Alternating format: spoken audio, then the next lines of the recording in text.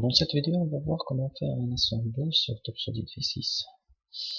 Alors j'ai cité un petit exemple de machine 5 axes, c'est la Majak HV800. Je vous montre les pièces qu'on va assembler. On a le bâti, la bâche, la colonne, la palette et la table. Je ferme tous les fichiers.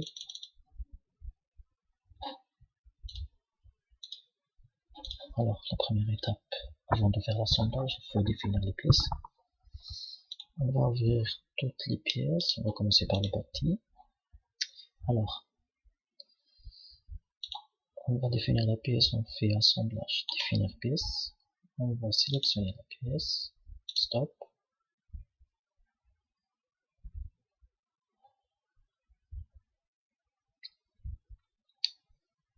Là, il faut créer ici une désignation, faire OK. Il faut nommer la pièce dans l'ensemble, bâti.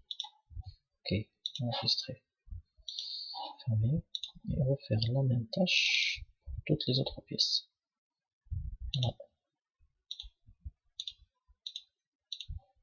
On fait assemblage, définir pièce.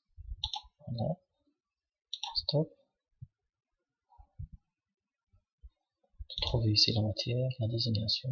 OK, l'essentiel c'est de définir la pièce et d'avoir un nom ici dans l'ensemble et le nom de la pièce.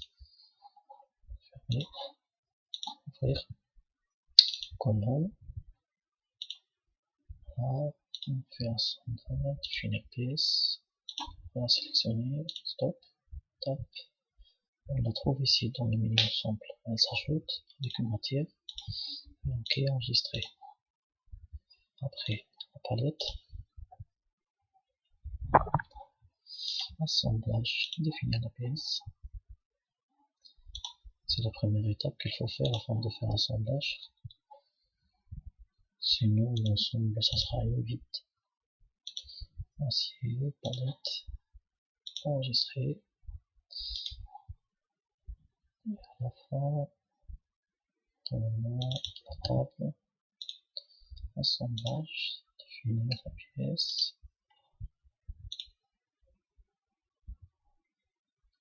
Table, acier, OK. Enregistrer. Je ferme tout. Voilà. Pour faire l'assemblage, il suffit de créer un nouveau fichier top. OK.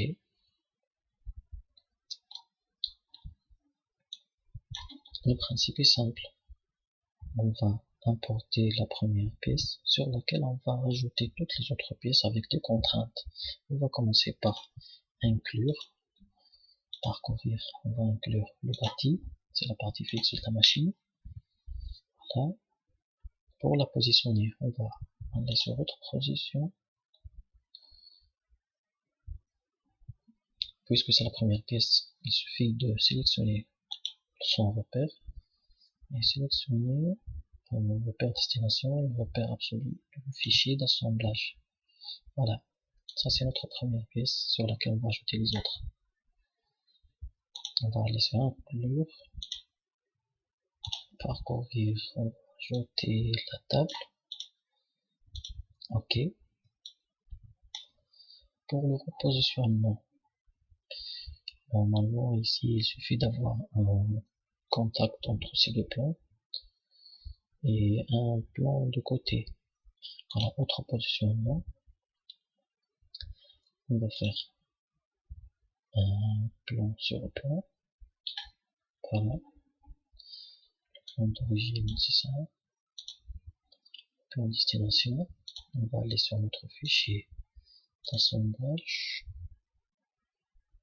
et sélectionner ce plan. Voilà, stop. Bon, une seule contrainte, ça se fait pas. Il faut ajouter une autre. On va aller sur ensemble. Vous voyez ici les deux pièces qu'on a importées. On va ajouter des contraintes sur la table. Cliquez droit, insérer, automatique, on change un choix de contraintes. Voilà. Il y a des contraintes prédéfinies ici, et les autres on les trouve dans la liste. On va faire encore plan sur plan.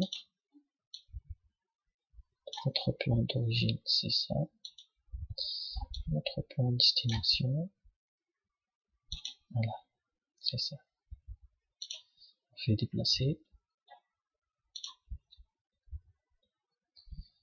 Et la liaison glissière de la table.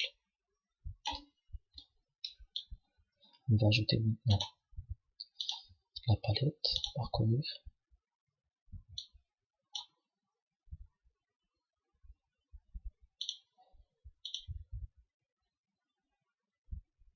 Autre positionnement, c'est un axe de rotation, c'est une palette de rotation, axe sur axe. Ça c'est l'axe d'origine. Dans notre fichier d'assemblage, c'est ça notre axe de destination. Voilà. Mais la pièce elle est encore libre. Il me manque aussi encore une contrainte. Dans l'arborescence ensemble, on ouvre les contraintes de la palette, on trouve la contrainte axe sur axe qu'on a fait maintenant, et on insère par clic droit notre contrainte sur le plan. Donc il y a un contact entre les deux plans. Au plan sur plan, notre plan d'origine, c'est ça, plan de destination, celui-là. Je vais déplacer, et voilà la rotation de la palette. On passe maintenant à la colonne, parcourir, la colonne. Bon. La colonne, elle doit avoir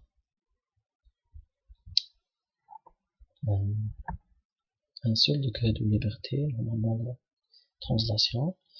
On va faire autre positionnement.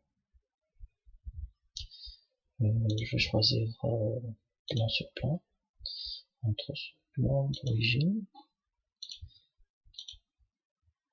et celui du bâti. Ici on va trouver notre contrainte qu'on a fait maintenant. On va ajouter notre inséré, puisque si on déplace la colonne elle est encore libre. Et par contre si on ajoute une autre contrainte, encore un plan sur plan, ça c'est le plan d'origine, et ça c'est le plan destination, et c'est terminé, c'est la liaison glissière. La dernière pièce, on va ajouter la broche, voilà,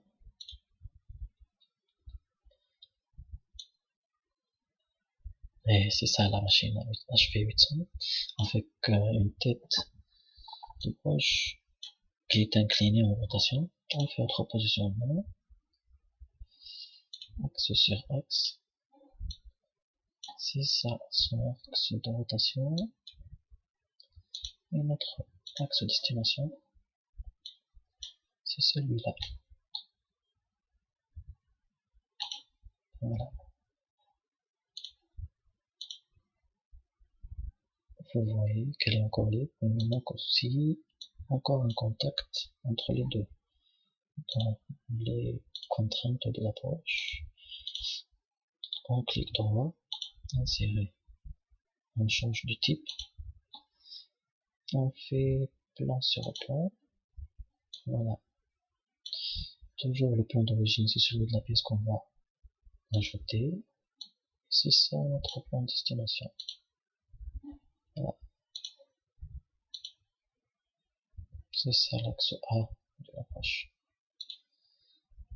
Bon, dans cette vidéo, je vais pas montrer comment faire le paramétrage des axes de la machine, parce que on va montrer dans une autre vidéo comment paramétrer les axes de la machine, comment l'animer et comment la rendre, c'est-à-dire